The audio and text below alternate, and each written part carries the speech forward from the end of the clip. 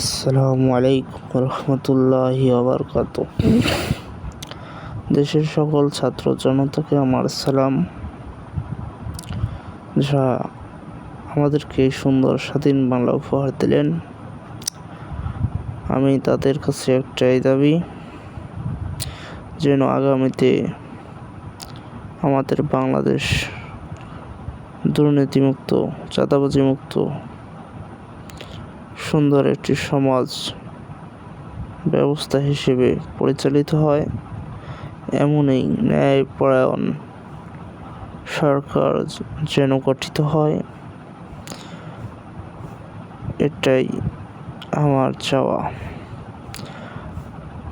যদি এর বিকল্প হয়, ইনশাআল্লাহ এই প্রজন্মের ছাত্র জনতা আবার গর্জে উঠবে, তাকে শেখ হাসিনার মতো পদত্যাগ